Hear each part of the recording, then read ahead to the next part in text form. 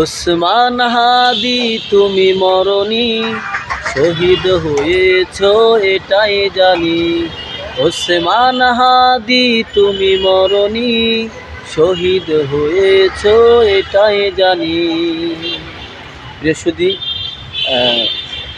আমি এখন অবস্থান করতেছি ওসমান হাদি রহমতুল্লাহ আলাইহ যে মসজিদের নিয়মিত মুসল্লি ছিলেন, সেই মসজিদ এবং সেই গোরস্থান পাশে অবস্থিত।